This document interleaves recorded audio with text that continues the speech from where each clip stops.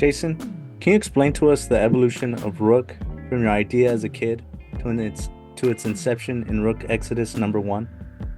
Rook was Rook was a character that was kind of bouncing around in my head for quite a long time. I had this idea, and at one point he was more like a Batman kind of character taking place in like a 1930s film noir kind of thing. And then he became. Then I thought, well, it'd be kind of interesting if this character was more science fiction-y, kind of mixing Star Wars with Batman kind of deal. And then I kept doing these little sketches and stuff of this character and trying to figure out this character's helmet and what I wanted it to look like. And then eventually, when Jeff and I were talking about a creator-owned book together, he had said he was like, well, do you have any ideas or whatever? And I was showing him all these sketches I had, and he was intrigued by it. But he kept on asking things like, well, why does he have a helmet that kind of has like a bird look to it? And so my answer was really, well, I thought it looked kind of cool, you know? And so he's like, well, there's got to be a reason why he's got a bird helmet. So then that kind of all of a sudden went from just this kind of mercenary guy, you know. I originally imagined this character going from planet to planet, having adventures, fighting bad guys and all kinds of stuff. And then we really just locked this thing down and and Jeff came up with this huge idea, like almost overnight. He had like just a brainstorm, and he came up with the whole story about the planet of Exodus and what was going on there. And then we had all these ideas with these characters with the helmets. And because he was like, well, if he's got a bird helmet, he can control birds. What if there's a character who can control wolves and bears and turtles and all this kind of stuff? And so it was one of those things where the idea wasn't really there until the two of us really started talking about it and brainstorming. And then all of a sudden, this whole universe just popped into being. And we worked it over time, and we even to this day we're making little changes and suggesting, well, maybe we explore this or we do this with the world and these characters. But it was really cool. It was almost like magic. It like all just kind of came, you know, at once. And you know, Jeff and I have worked like that quite a bit. Like, it's interesting with him. It's like, even with Three Jokers, it was like we kind of knew some of the story, and then we got together and did a brainstorming session in LA, and all of a sudden the whole thing just happened. It just all appeared, the story. And so it's fun when that happens. You really hit like an idea, and then you just go off and running with it. And then it's at that point, it's like you hope people are going to like it, you know, that they're going to want to buy it. So, Well, Jason, this seems to be a staple of your bibliography. I know this is premature to say, but can you envision Rook Exodus as an ongoing title with different writers and different artists, like a typical ongoing superhero title? I think that would be really cool. Like, I think part of my idea has always been, and Jeff and I have talked about this, is like, it would be cool if these characters outlived us and became something more. But then at the same time, I also really like the idea that comes from a lot of Japanese manga, where they tell us a complete story. Like, there's a beginning, a middle, and a definite end, and they will end a series at, you know, 100 issues or whatever, you know, like and so part of me likes that idea too, of telling a full, complete story with a beginning, a middle, and a definite end, and then ending the thing, and it not continuing on past that with other artists and writers. Again, I think that would be neat. Either way, it would be really cool to see this thing go. Like, my plan with this book, and Jeff and I have discussed this, is that my plan is that as long as people are buying this book and there's a desire for more of these stories, I want to keep working on this and keep building this out and make it an ongoing. Now, it's not going to be a monthly, because I can't draw that fast, nor do I want to. But I do want to put out a significant story arc yearly. and keep building on the mythos. And maybe eventually, maybe we will expand out the book and bring in other artists and writers to expand other parts of the world if there's a desire for that from the fan base. Like, but that's something, again, it's like it's you don't know. You just got to keep going and keep building it, and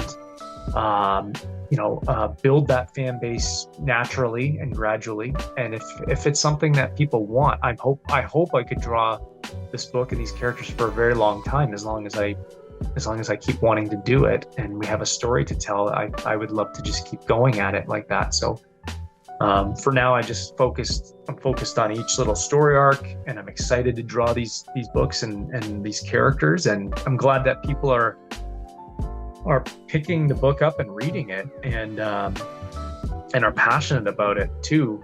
A lot of cool fan videos and stuff like that, and fan art comes my way, and it excites me to see that people are into it, and they like the idea, and that they want to read about it. It's very very cool to see that. Let me ask you a process question. What are your methods for producing Rook Exodus? Well, it's not too different than doing any of the DC stuff. You're getting a script from Jeff. I read the script. I then go through it. I start to lay out some of the pages, come up with ideas. It's funny, a lot of the times when you read a script, it's whatever is your first gut instinct about what a page should look like, even if it's not what the writer actually says. Sometimes you read the script a little wrong and you see something different in your head for a splash page or whatever. Usually going with your gut is always the best thing. It's like there's like an instinct of like, no, that's what it should be. That's how the page should look. So then I go through that, and then I start drawing it. The difference is that because all of this stuff in this universe and these characters are new, sometimes you get thrown for a loop, and it's like, for example, in I think it was in issue 3, there's this big vehicle we call the Ark, and it's like this big giant moving tank base thing that looks kind of like sick. In this description, it was like, we talked about this, we came up with this idea actually when Jeff came and visited my house, and we were kind of laying out the story and what we wanted to do. This was a couple of years back, but that was even before Ghost Machine wasn't even an idea. It was just, we were just working on this book, but he did the script. It was just like a giant boat on treads, moving through the, like, Noah's Ark on treads, Mm-hmm. But it's like, okay, I read that, and you got a couple ideas come in your head, but then you're like, well, it's gotta look cool. It's gotta have something more to it. And so it took me like 2 weeks to design that thing. And I came up with a whole bunch of different designs and ideas. And one of the things that one of the tools I use a lot is I have a background in 3D modeling and animation. I went to school for that. So sometimes when I'm designing something like that, like a vehicle, I will go into a 3D program and I'll start building basic shapes, a shape language. So I'll start putting together, like for that arc, I'll put together blocks and things like that and towers, and I'll build like some treads and stuff like that, or tires or whatever, and I build different versions, and I move those pieces around until I find a version of it that I like. And then it's like, okay, that's kind of the basic shape I'm going to use, because you want a nice silhouette and something that looks kind of cool and interesting and different. And so I'll use some of that stuff with some of the vehicles. Same with the helmets too. With the helmets, actually, my brother, who works in video games, he works at Infinity Ward. He does character models for Call of Duty and stuff. Wow. And so he actually helped me design a lot of the helmets. I would give him a basic sketch, and he would model it pretty quick in one of his, I forget what it's called that he uses, but he's got like this model. It's a modeling program. It's almost like working with clay with a stylus.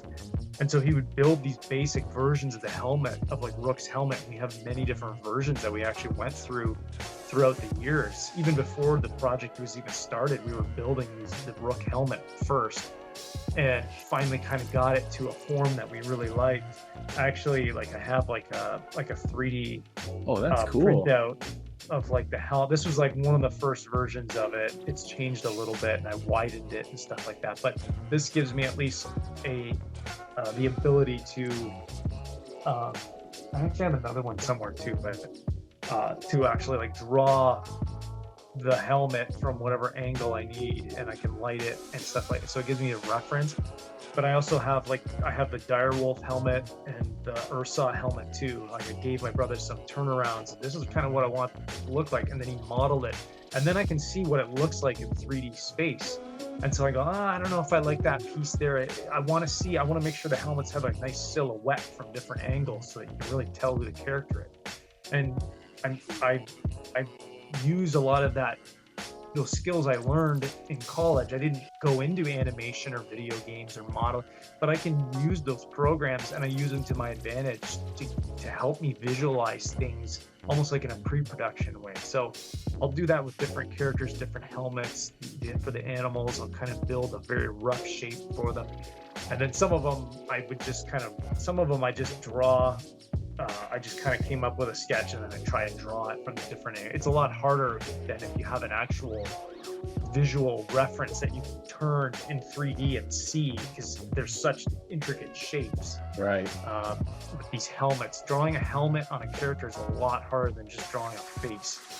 Drawing a human face, you know kind of what a 3/4 face looks like, where your line, but when you got these intricate shapes moving across a 3-dimensional object, that's when it becomes handy to have like a 3D, like a little printout. So like if I want that angle there, or that angle, or that angle, I can, or even looking up, I can see kind of where the little wings on the helmet here come back in space. And so it just adds to that believability that you're really looking at something that's real, and not me just fudging it each time and trying to figure out what it's supposed to look like. It never looks consistent or anything like that. So